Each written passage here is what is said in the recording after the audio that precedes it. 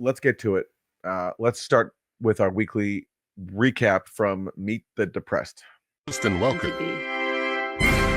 Good Sunday morning. President-elect Trump proving once again he plans to shake up Washington in his second term, announcing plans to nominate Kash Patel as his next FBI director.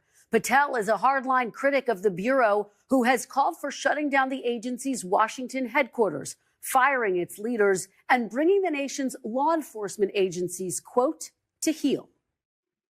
Do you believe that you can deliver the goods on this in a pretty short order the first couple of months so we can get rolling on prosecutions?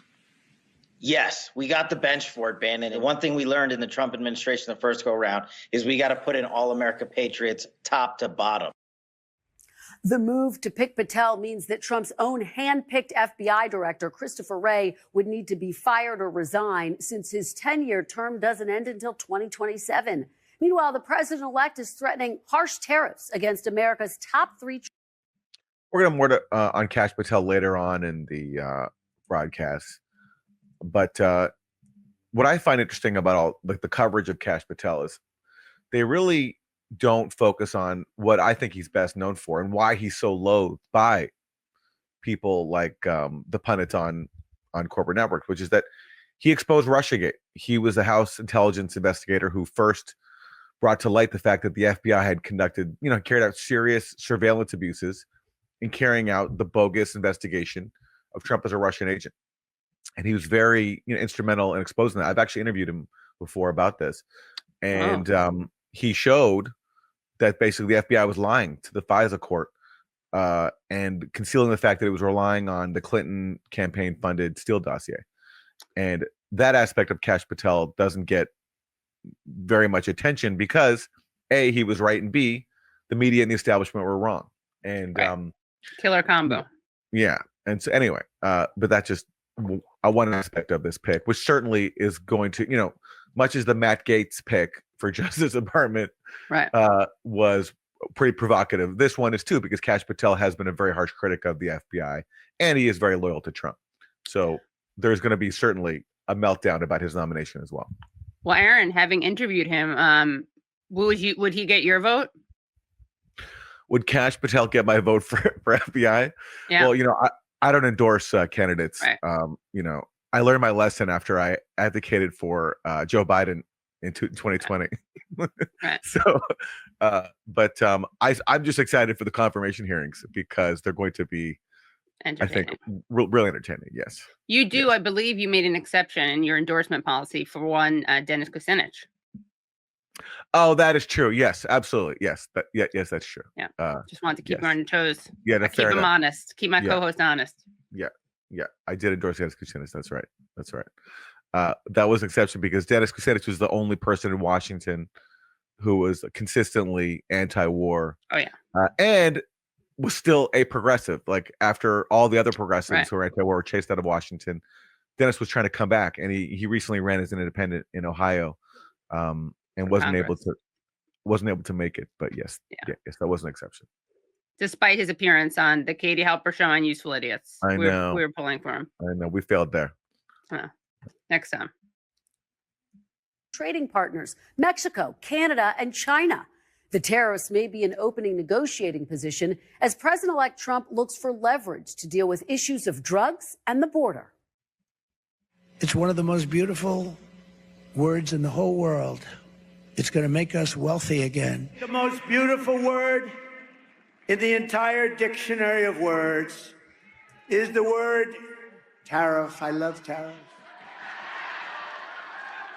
I can make anybody do anything through the use of tariffs. Canadian Prime Minister Justin Trudeau. Wow. This guy really loves tariffs. Yeah, he's a crush. The most beautiful word in the dictionary of words is tariff. I mean, I've never seen Trump get so emotional and sentimental, but yeah. I think he's a tariff sexual. Yeah. Well, there we go. I think it's fair to say, yeah. And of course, even we didn't cover this clip last week, but even Trump fans like Rand Paul points out how tariffs actually hit the consumer, which is, of course, something that Trump will not be highlighting. Yeah, I mean, this is not my forte, but it seems to me if you're like imposing, a tax or a tariff, whatever you want to call it, on, say elements that are used to make consumer products in the U.S., then the price of that is going to get passed on to the consumer. It's not as if companies are going to be like, all right, I guess we'll take the hit just so we Right. can get our products to the people. They're going to Right. raise the prices.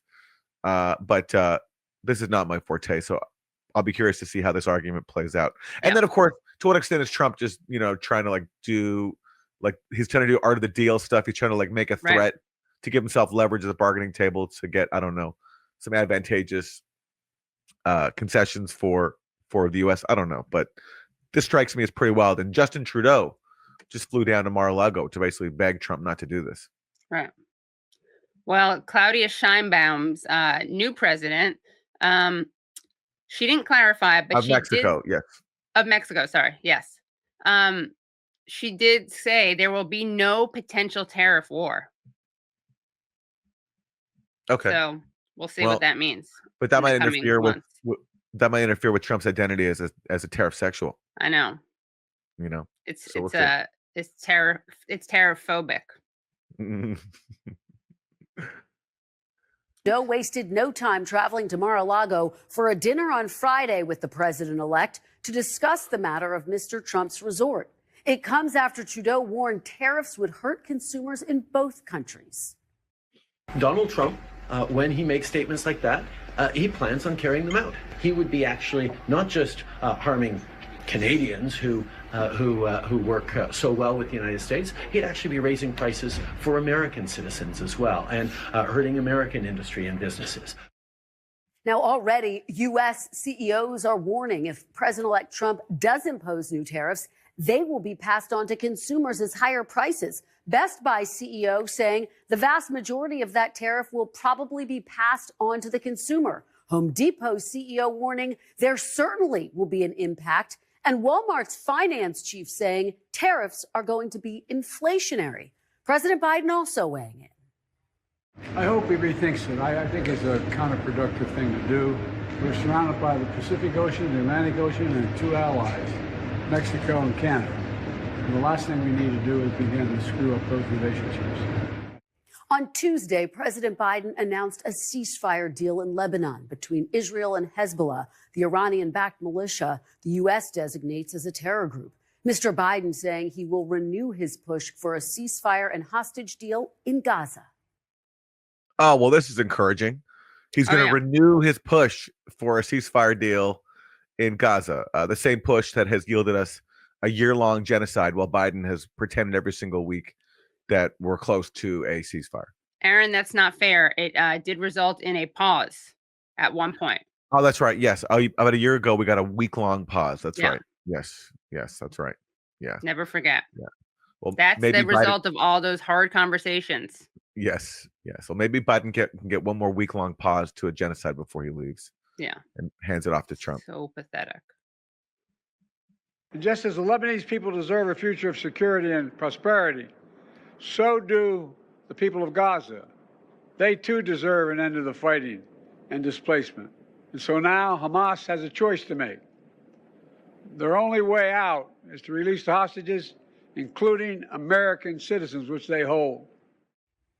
On Saturday, Hamas has had a hostage, has offered to release the hostages for over a year. They had a hostage deal on offer for over a year. I'm also not even sure at this point how many captives Hamas actually controls. It's like this assumption that they're all under Hamas's control. Right. And they're all, I suspect that both sides, including Hamas, are playing that up a little bit for their own end, because it's so awful in Gaza and so look what happened to Sinwar. Everyone, the Israeli line was that the leader of Hamas, Sinwar, was like hiding in some fortified bunker, when really actually he was like above ground with a couple of aides, and went on fighting. So this idea that like Hamas is holding everyone and is on track of it, is on top of everything, I just don't really buy that. And there have been many opportunities before to have a ceasefire deal, but Israel kept changing its demands, and Biden covered up for that. Right. because they don't want a ceasefire deal for many reasons, including the fact that, well, they want to ethnically cleanse Gaza. They want to start moving in. The settlers want to move in, beachfront property. And of course, Netanyahu will get in trouble as soon as the war is over. Released a video showing American Idan Alexander, who was taken captive on October 7th. This video is like he's screaming to everyone, look at me, I'm alive. I'm surviving for 421 days. Please bring me home. I want to come back to my family. And joining me now is National Security Advisor. So I wanted to read some of what that video, the Idan Alexander video says, because they just showed his mother, but they don't show the actual video. And I'm not going to read the whole thing, but he does say, to Prime Minister Netanyahu, I heard you speak to the people of Israel on the news, and I'm very disappointed. I heard that you will give $5 million to whoever brings us back alive. The Prime Minister is supposed to protect his citizens and soldiers, and you neglected us. Our guards told us about the new instructions in case the army forces reach us. The fear is at its peak, and we are dying 1,000 times every day that passes, and no one feels for us. The people of Israel do not neglect us. We want to return home with a full mind. Fear and isolation are killing us. Please do not forget us. It is unreasonable that we pay the price for a mistake made by the government. And it is time to put an end to this nightmare. And then he also addresses Trump and says, as an American, I've always believed in the power of the U.S., and now I'm sending my message. Please use your influence and full power of the U.S. to negotiate for our freedom. Please do not make the mistake Biden has been doing. The weapons he has sent are now killing us, and the unlawful sieges are now starving us. I don't want to end up dead like my fellow U.S. citizen Hirsch, my mother, my father, my grandfather, my grandmother. Every day that passes, pain increases inside me. Every day I pray to see you soon. Please be strong. It's only a matter of time until this nightmare ends. So yeah, the only thing to say there is, like, you know, you have to just acknowledge it's written in captivity. So, of course, yeah, you know, you can't be sure that's under like duress. 100%.